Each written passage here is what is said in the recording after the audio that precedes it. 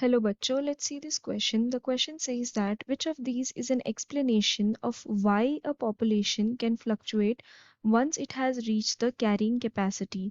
Option 1, the number of organisms decrease but never increases when it reaches its carrying capacity. Option 2, all population experience exponential growth once they reach the carrying capacity. Option 3, a population of organisms always grows exponential over long once it reaches carrying capacity. Option 4, limiting factors can influence the number of organisms in a population once it reaches the carrying capacity. तो इस question में हमसे ये बोला है कि amongst the four options that are given to us, इसमें से हमें चूज करना है जो करेक्ट एक्सप्लेन कर रहा हो कि एक कैरिंग कैपेसिटी को कौन सा फैक्टर जो है वो इन्फ्लुएंस या फ्लक्चुएट कर सकता है।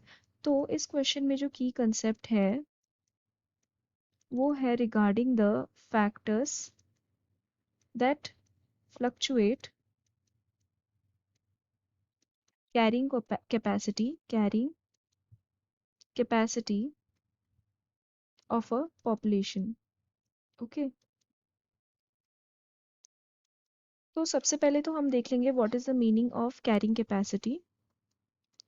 ठीक है, कैरिंग कैपेसिटी का मतलब होता है जब एक पॉपुलेशन अपना मैक्सिमम साइज या पॉपुलेशन डेंसिटी रीच कर जाती है उसको बोलते हैं कैरिंग कैपेसिटी।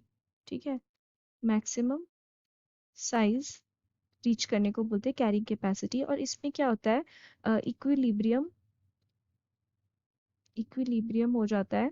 बेसिकली ये डायनामिक इक्विलिब्रियम होता है। That means that the number of births उस पर्टिकुलर पॉपुलेशन में नंबर ऑफ बर्थ्स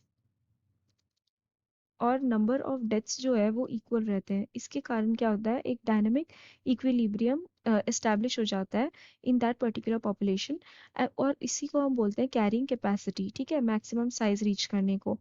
तो अगर हम ऑप्शंस पे देखें तो ऑप्शन 1 में हमें बोला है कि the number of organisms decrease but never increases when it reaches the carrying capacity. So this is wrong. Okay, ऐसा कुछ नहीं होता कि सिर्फ डिक्रीज ही होता है एक बार कैरिंग कैपेसिटी रीच करने के बाद। मैक्सिमम साइज रीच करने के बाद देयर आर वेरियस फैक्टर्स जो इन्फ्लुएंस करते हैं जिसके कारण इंक्रीज या डिक्रीज हो सकता है पॉपुलेशन का size, and that disrupts the carrying capacity. सिर्फ डिक्रीज ही नहीं होता। So this will be a wrong answer.